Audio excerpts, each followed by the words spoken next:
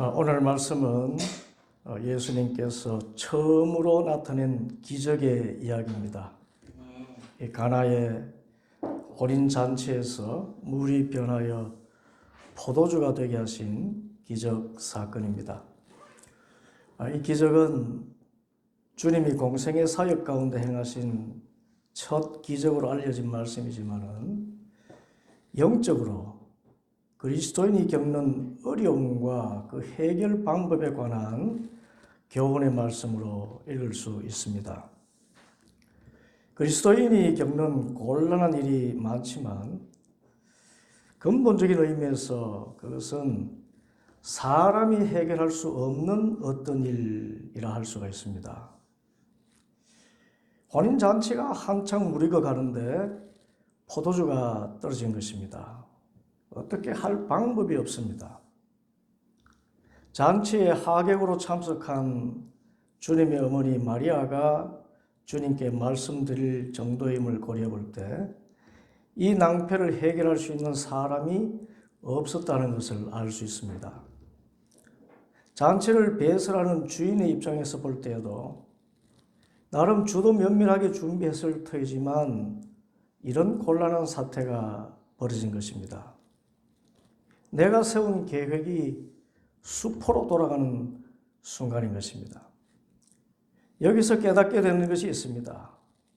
우리의 삶은 우리의 계획대로 잘 이루어지지 않는다는 것입니다. 새해에 우리가 이런 계획 저런 계획을 세우지만 그것이 내 뜻과 내 계획대로 안 될 수도 있다는 것입니다. 각자의 경험과 지식이 많이 쌓여 있다 해도 아주 가까운 미래조차 우리는 내일 일도 예측하지 못하는 것이 사람입니다. 그래서 신앙인의 지혜는 사람을 의지하는 것이 아니라 범사에 하나님을 인정하는 데 있습니다. 성경은 말합니다. 잠언 16장 9절 사람이 마음으로 자기 앞길을 계획하지만 그 발걸음을 인도하시는 분은 주님이시다.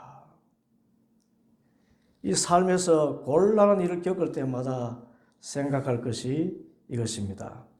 어떤 일이든 혹은 이전에 잘 되었던 일이라 할지라도 어떤 일을 앞두고 항상 생각할 일은 바로 이것입니다. 잠언 3장 5절 6절 너는 마음을 다하여 주님을 의뢰하고 너의 명철을 의지하지 말아라.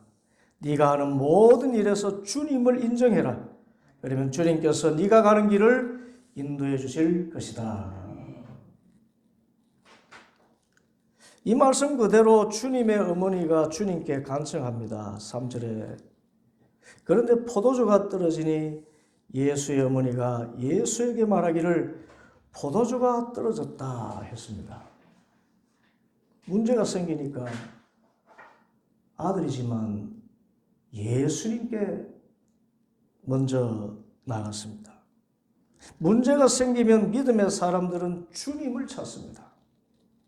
먼저 연회장을 찾지도 않았습니다.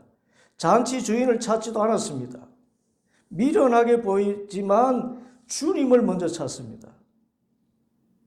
예수님이 목수 출신이지 양조장 출신이 아닌데 포도주가 떨어지니 예수님을 찾습니다. 믿음의 사람들은 범사의 모든 일에 주님을 먼저 찾습니다. 주님 포도주가 없나이다. 그런데 주님의 반응은 매우 냉정하게 들립니다. 4절에 예수께서 어머니에게 말씀하셨다. 여자여 그것이 나와 당신에게 무슨 상관이 있습니까?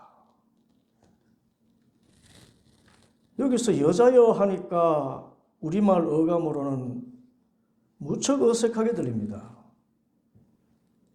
꼭 아들인 예수님이 어머니 마리아를 하대하는 듯이 들립니다. 어머니 그러지 않고 여자여. 너무 이상하지 않습니까? 그런데 이 여자여라는 말의 헬라어 귀나이는 귀인의 존칭 혹격으로 왕후를 부를 때, 왕비를 부를 때 여자여 그랬습니다. 또는 자기 아내를 다정스럽게 부를 때 사용한 최고의 존칭어였습니다. 예수님께서 십자가상에서 어머니 마리아를 부를 때도 그랬죠. 여자여 보소서 아들이니이다. 어머니를 지극히 존대하는 말씀을 하셨지요. 그런데 어머니를 존대하면서도 그것이 나와 무슨 상관이 있습니까? 라고 말씀하십니다. 이 당혹감을 금할 수가 없습니다. 영어 성경에서는 왜 나를 끌어들이십니까? 라고 번역되어 있습니다. 참 예수님이 무정하고 정이 떨어지는 그런 쌀쌀함을 보이십니다. 이것은 마태복음 15장 가나안 여인의 경우에 비유가 될 수 있습니다. 마태복음 15장 25절에 그 여자가 나와서 예수님께 무릎을 꿇고 간청했다. 주님, 저를 도와주십시오. 그런데 주님께서 대답하시지요. 자녀들의 빵을 집어서 개들에게 던져주는 것은 옳지 않다. 이 여인의 얼굴이 수치심으로 붉어질 만큼의 냉담함입니다. 어찌 이렇게 주님이 무정하신가 생각되어집니다. 어머니 마리아의 경우든 가나안 여인의 경우든 이 주님의 이 반응은 무안함과 낭패감을 안겨주는 모습임에 틀림없습니다. 그런데 우리 주님 예수님께서 어머니에게 함부로 하실 분입니까? 도움을 요청하는 사람의 손길을 냉정하게 뿌리치시는 분인가요? 결코 그렇지 않습니다. 이 본문에서 여자여 그것이 나와 무슨 상관이 있습니까? 라는 말은 어머니께서 제게 대하여 무슨 권한을 가지고 있습니까? 라는 말입니다. 한마디로 공생애를 시작하신 예수님은 어머니 말씀에 순종하기 전에 하나님의 뜻을 따라 사는 하나님의 아들이심을 분명히 말씀하시는 것입니다. 나는 하나님의 아들입니다, 어머니. 나는 어머니를 존중하지만 어머니의 말씀보다는 하나님의 뜻을 최우선으로 살아갑니다. 그 뜻이 어머니, 그것이 나와 무슨 상관이 있습니까? 라는 뜻입니다. 이 말씀을 뒷받침하듯 주님께서 계속 말씀하시지요.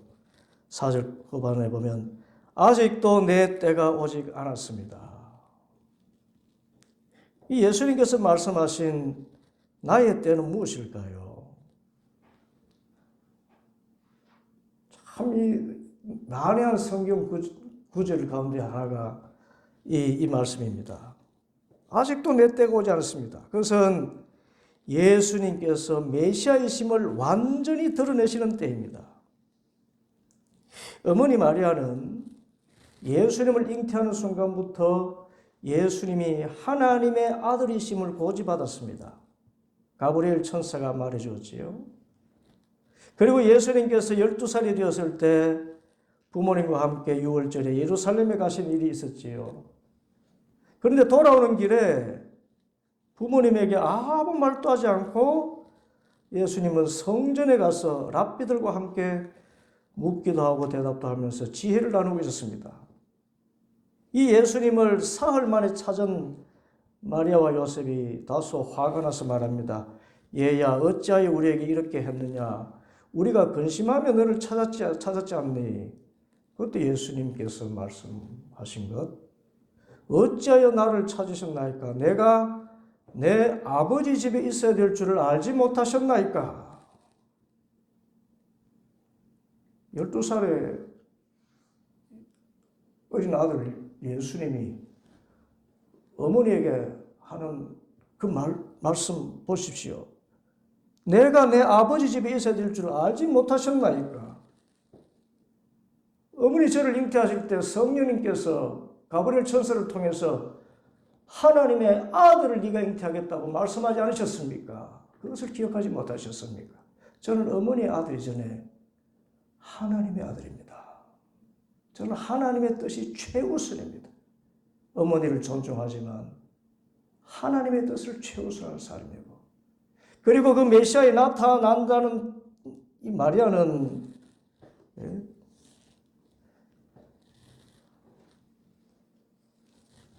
이제 그 사건 이후에 시간이 지나면서 마리아는 가브리엘의 말과 예수님의 그 말씀을 이해하면서 내 아들은 하나님의 아들이지. 그리고 이제 30세나 되었으니 자신이 메시아임을 드러낼 때가 되지 않았을까, 그렇게 생각을 했습니다.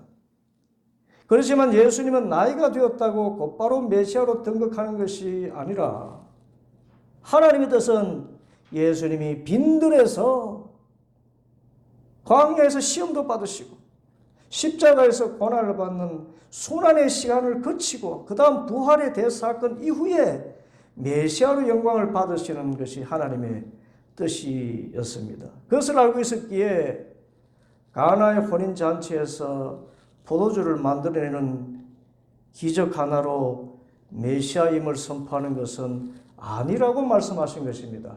아직도 내 때가 오지 않았습니다. 그러자 어머니 마리아가 드디어 깨달음을 얻어서 이렇게 말합니다. 5절에 그 어머니가 일꾼들에게 이르기를 무엇이든지 그가 시키는 대로 하세요. 기적을 나타내든 기적을 나타내지 않든지 그것은 하나님의 아들로서 예수님의 권한이니 모든 것을 예수님의 뜻에 맡깁니다 말한 것입니다. 내 태를 가르고 내가 낳고 키운 아들이지만 근본 하나님의 아들이심을 분명히 깨닫고 이제부터 메시아 사역에 관한 모든 일은 이 어머니의 뜻이 아니라 하나님의 아들이신 예수님께서 하나님의 뜻에 따라 행하시도록 주권을 온전히 주님께 드린 것입니다. 무엇이든지 그가 시키는 대로 하시오. 무엇이든지 예수님 뜻에 맡깁니다. 이런 깨달음의 시간을 가진 후에 예수님께서는 메시아 취임식은 아니지만 하나님의 아들로서 사역을 시작하는 의미에서 기적을 행하시기로 뜻을 정하십니다. 그래서 물로 포도주를 만드는 기적을 나타내신 것입니다. 그래서 다른 차원에서 말하자면 예수님께 간청했는데 아무 응답도 없으시고 냉담하게 나를 내친 듯한 일이 있을 때 우리는 고백해야 됩니다. 받아겠습니다. 저의 원대로 마시고 주의 뜻대로 하옵소서. 주님께 맡기는 것입니다. 그러면 주님께서 어머니 마리아에게 냉담한 반응을 하신 것 가운데 우리에게 주신 영적인 깨달음은 무엇일까요? 주님의 그 냉담한 반응이 우리의 삶에 직접 주는 교훈은 무엇입니까? 그것은 먼저 우리의 믿음을 달아보시는 것입니다. 주님은 모든 문제의 해결자이시지만 그 해결을 믿음을 통해서 이루시기를 기뻐하십니다. 성경에 기록된 모든 이적과 기사를 보면 항상 이렇게 결론을 맺습니다. 주님께서 그 믿음을 보시고 작은 자야 네 믿음이 너를 구원하였으니 평안히 가라. 너의 믿음이 너를 구원하였느니라. 그래서 여자여 그것이 나와 당신에게 무슨 상관이 있나이까라는 말씀은 실제적인 의미에서 비록 어머니지만 주님의 능력을 나타내기 위해서는 믿음이 필요한데 그 믿음을 시험해 보시는 말씀으로 이해할 수 있습니다. 어떤 믿음일까요? 그것은 어떤 환경에서도 흔들리지 않는 신뢰를 뜻하는 것입니다. 마리아가 일꾼들에게 한 말이 그렇습니다. 무엇이든지 그가 시키는 대로 하세요.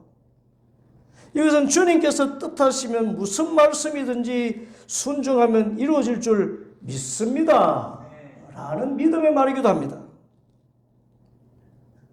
아무리 불러도 주님이 응답하지 않고 때로 모멸감을 느낄 정도로 냉담한 듯이 보여도 주님은 선하시고 반드시 그 선한 뜻을 이루실 주님이신 줄 굳게 믿을 때 주님께서는 역사하시는 것입니다. 성도의 믿음은 이런 것입니다. 그리고 이 믿음대로 구하면 반드시 이루어 주십니다. 마가복음 11장 24절 그러므로 나는 너희에게 말한다. 너희가 기도하면서 구하는 것은 무엇이든지 이미 그것을 받은 줄로 믿어라. 그리하면 너희에게 그대로 이루어질 것이다. 가나안 여인의 딸이 고침받은 것도 이 믿음 때문이었습니다. 주님의 냉정한 말씀에 여인이 대답했습니다. 마태복음 15장 27절에 주님 그렇습니다. 그러나 개들도 주인의 상에서 떨어지는 부스러기는 얻어먹습니다. 여인은 주님이 자기를 무시하듯 말씀하셨지만 그것은 주님의 본심이 아님을 알고 끝까지 주님은 선하시고 전능하신 주님이심을 믿었던 것입니다. 이 믿음을 주님은 크게 칭찬하십니다. 그제서야 예수께서 그 여자에게 말씀하셨다. 여자여, 참으로 네 믿음이 크다. 네 믿음이 크다. 네 소원대로 되어라. 바로 그 시각에 여자의 딸이 나았다. 또 한 가지 중요한 것은 믿음은 주님의 때를 앞당긴다는 것입니다.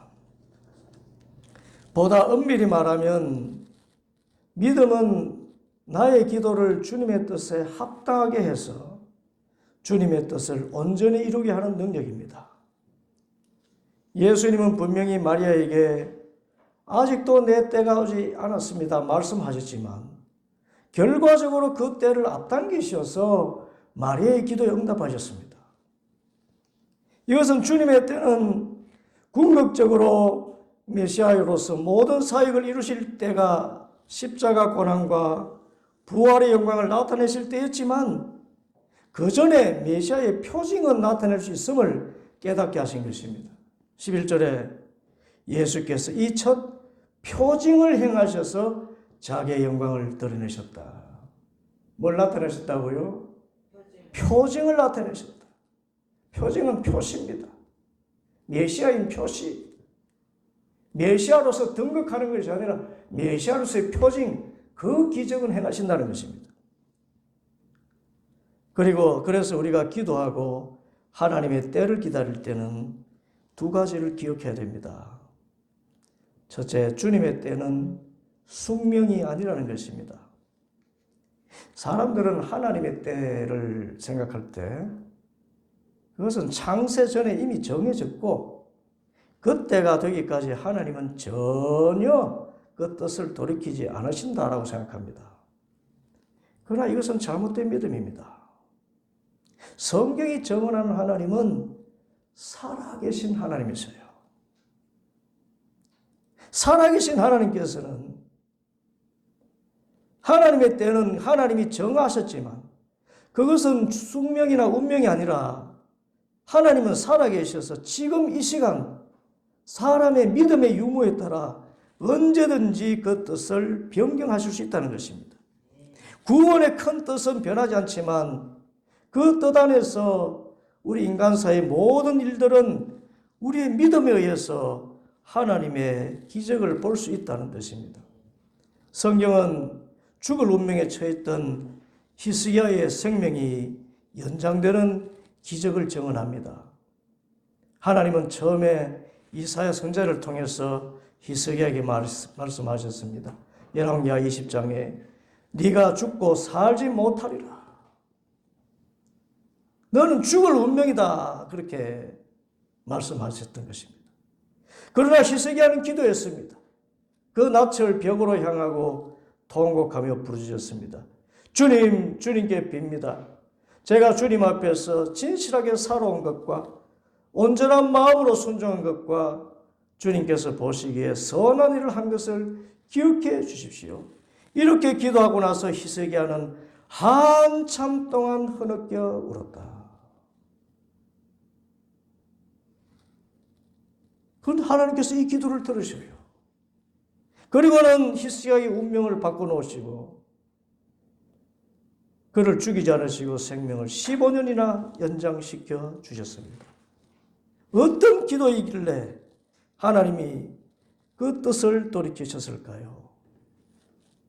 어떤 사람은 히스기야의 그 기도 가운데 제가 온전한 마음으로 진실하게 살아온 그거 기억하십시오 했기 때문에 아마도 히스기야의 선행을 보시고 다시 살려주셨다고 하는데 그렇지 않습니다.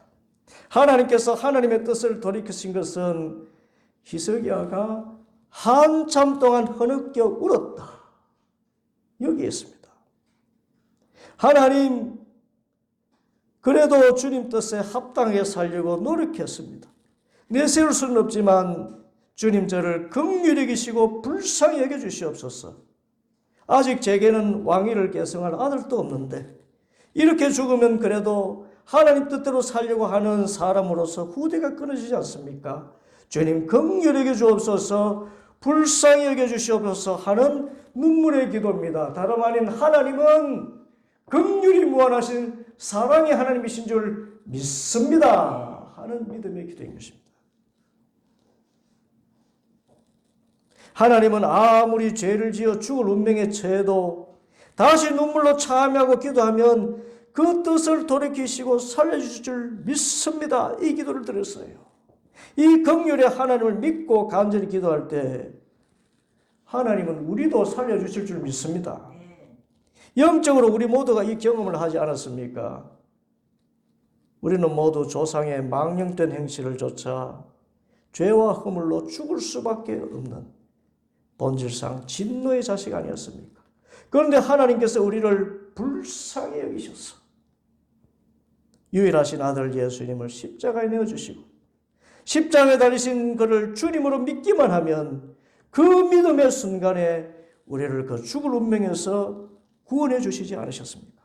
에베소서 2장 1절 허물과 죄로 죽었던 너희를 살리셨도다. 언제입니까? 긍휼이 무한하신 하나님, 그 아들 예수 그리스도를 믿을 때 긍휼의 하나님, 그 하나님께서 우리를 사랑하셔서 예수님을 나의 구주로 보내셨다는 것을 믿을 때 우리가 다시 살아난 것 아닙니까? 그러므로 우리가 힘써 기도할 것은 믿음입니다. 내 때가 아직 이르지 않았다 하신 주님이 그 때를 앞당기셔서 기적을 행하신 것은 믿음입니다. 내 때가 아직 이르지 아니하였다. 그렇지만 무슨 말씀을 하시든지 그대로 될 줄 믿습니다. 겉으로는 냉담하게 보여도 주님은 이 혼인잔치를 망치지 않도록 긍휼을 베풀어 주실 줄 믿습니다. 그렇게 마리아의 기도인 것입니다. 그 기도를 외면치 않으시고 그때의 최선의 방법으로 그때를 앞당겨 역사해 주시는 것입니다. 둘째로 우리의 믿음은 순종과 비움이라는 것입니다. 하나님의 때를 기다릴 때 우리가 행할 또 다른 일은 철저한 순종과 비움입니다. 마리아가 일꾼들에게 무엇이든지 시키는 대로 하세요 했을 때 주님께서 말씀하십니다. 7절에 이 항아리에 물을 채우라. 그런데 예수님은 항아리에 물을 채우라고는 했습니다. 그런데 일꾼은 어떻게 했습니까? 물을 채우되 가득 채웠다. 예수님이 물을 채우라 하실 때 믿음의 그릇을 크게 하였습니다. 내 입을 넓게 열라 내가 채우리라. 일꾼들은 순종하되 예수님이 하신 일을 큰 믿음으로 순종했습니다. 큰 그릇을 준비하고 항아리하고까지 꽉 채웠습니다. 이 적극적인 순종의 믿음이 주님의 기적을 보게 한 것입니다. 여러분, 순종하려면 정말 주님 보실 때 이 정도로까지 순종하느냐 하는 그 순종으로 믿음을 나타낼 수 있기를 바랍니다. 그리고 믿음의 또 다른 이름은 비움입니다. 6절 유대 사람의 정결 예법을 따라 거기에는 돌로 만든 물항아리 6이 놓여 있었다 했습니다. 정결 예식이라는 것은 이스라엘 사람들이 정결법에 따라서 외출했다가 돌아오면 손을 씻고 발을 씻는 물을 담아두는 거친 옹기입니다. 그리고 상징적인 의미에서 6개의 항아리는 온전하지 못하다는 것을 말합니다. 완전한 칠의 수에 미치지 못합니다. 부족함이 연약하고 천한 옹기입니다. 그런데 이 옹기가 이 세상에서 맛보지 못한 진귀한 포도주를 담는 도자기가 되었습니다. 영적으로 깨닫게 되는 것은 주님의 때를 앞당기는 것은 우리의 비움이라는 것입니다. 하나님의 눈에는 귀한 그릇, 천한 그릇이 없습니다. 다만 깨끗하고 빈 그릇이면 됩니다. 이 빈 그릇이 준비될 때 하나님은 우리에게 기적을 나타내 줄 줄 믿습니다. 주님이 원하시는 그릇은 금그릇도 은그릇도 아니다. 다만 빈 그릇이요 깨끗한 그릇이다. 성경은 말씀합니다. 디모데후서 2장 20절 큰 집에는 금그릇과 은그릇만 있는 것이 아니라 나무그릇과 질그릇도 있어서 어떤 것은 귀하게 쓰이고 어떤 것은 천하게 쓰입니다. 그러므로 누구든지 이러한 것들로부터 자신을 깨끗하게 하면 그는 주인이 온갖 좋은 일에 요긴하게 쓰는 성별된 귀한 그릇이 될 것입니다. 물항아리 엿이 있었지만 그 물항아리를 깨끗하게 비웠어. 그것에 순종의 물을 채웠을 때 주님께서 역사하셨던 것입니다. 이와 같이 하나님의 뜻이 이루어지도록 우리가 준비할 것은 채우는 것이 아니라 먼저 비우는 것입니다. 저는 근본 한 돌 항아리처럼 비천하고 초라한 자이지만 이만큼 된 것은 전적으로 하나님의 은혜입니다. 고백하는 겸손입니다. 철저하게 자신을 비우는 것입니다. 욕심을 비우고 욕망을 떨어내고 심령이 가난해지는 것입니다. 그리고 주님의 은혜만을 바라고 오직 예수님으로만 채우는 것입니다. 주님 말씀 마태복음 5장 3절 마음이 가난한 사람 다 비운 사람은 복이 있다. 하늘나라로 주님께서 채워주실 것이다. 고린도서 4장 7절 우리는 이 보물을 질그릇에 간직하고 있습니다. 이 엄청난 능력은 하나님에게서 나는 것이지 우리에게서 나는 것이 아닙니다. 주님은 우리가 질그릇에 불과하고 모든 것이 하나님의 능력이요 은혜임을 알기를 기뻐하십니다. 자신을 버리고 욕망을 버리고 겸손해서 오직 주님의 은혜에 감사하고 주님의 은혜만을 소망하는 그릇이 될 때 주님은 우리의 기도에 응답하시고 물이 변하여 포도주가 되는 것과 같은 크고 놀라운 일을 허락해 주실 줄 믿습니다. 그런데 물이 변해서 포도주가 되는 기적은 영적인 의미가 있습니다. 여러분 성경적으로 잔치는 주님이 다스리시는 하나님의 나라를 예표합니다. 그것은 신랑이신 예수님과의 거룩한 연합입니다. 오늘 말씀대로 육의 포도주가 주는 즐거움은 그 끝이 있습니다. 잔치집에 포도주가 떨어지는 것입니다. 세상에서 소위 잔치라고 하는 것은 언제 동이 날지 모르는 포도주에 취하는 그런 즐거움과 같습니다. 그 결과는 허무함과 낭패입니다. 그러나 신랑 되신 예수님과 연합해서 누리는 즐거움은 영원한 즐거움입니다. 이것을 하나님 나라의 기쁨이라고 합니다. 로마서 14장 17절 하나님의 나라는 먹는 일과 포도주를 마시는 일이 아니라 성령 안에서 누리는 의와 평화와 기쁨이니라. 곧 영원한 기쁨은 육의 포도주의 즐거움이 줄 수 없고 알 수도 없는 예수님이 만들어주신 포도주입니다. 잔치를 맡은 이가 신랑을 붙들고 말했습니다. 10절에 누구든지 먼저 좋은 포도주를 내고 손님들이 취한 뒤에 덜 좋은 것을 냈는데 그대는 이렇게 좋은 포도주를 지금까지 남겨두었구려. 예수님이 만들어주신 포도주. 그것은 세상의 그 어떤 이전에 만들어진 포도주와 비교할 수 없는 놀라운 기쁨, 영원한 기쁨을 주시는 줄 믿습니다. 이 기쁨은 돈이 많다고 누릴 수 있는 것도 아니고 높은 자리에 있다고 누릴 수 있는 것도 아닙니다. 9절에 잔치를 맡은 이는 포도주로 변한 물을 맛보고 그것이 어디에서 났는지 알지 못했지만 물을 떠온 일꾼들은 알았다 했습니다. 하나님의 나라는 예수님으로 인해서 맛보는 기쁨이지 세상의 지위나 재물로 누릴 수 있는 것이 아닙니다. 일꾼이라도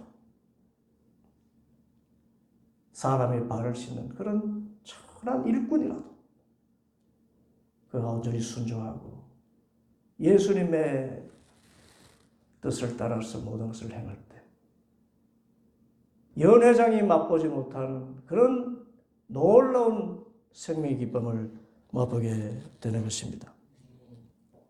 우리가 해결할 수 없는 곤란하고 어려운 문제, 잔치집에 포도주가 떨어지는 같은 이런 문제가 생긴다면 역으로 하나님의 능력을 경험하게 되는 소중한 기회로 받게 되기를 바랍니다. 하나님은 내가 겪고 있는 모든 어려운 문제를 해결해 주시는 전능하신 주님이신 동시에 긍휼이 무한하셔서 내가 어떤 낭패를 겪고 있는지 알고 계시는 주님, 그 긍휼 하나를 붙들어야 돼요. 내 때가 아직 이르지 않았나이다 하실지라도 그러면 주님 표징이라도 보여주십시오. 주님은 긍휼이 무한하신 분 아닙니까? 잔치집에 포도주가 떨어졌으면 어떡합니까? 주님 긍휼해 주십시오. 그 주님은 긍휼이 주님인 줄 믿습니다 하며 기도하며 나가면 주님께서는 그 때를 앞당기셔서 표징을 나타내시고 우리에게 새로운 삶의 길을 열어주시는 것입니다. 우리 모두가 이 물이 변화의 포도주가 되는 기적을 맛보며 살아갈 수 있게 되기를 간절히 바랍니다. 함께 기도하겠습니다.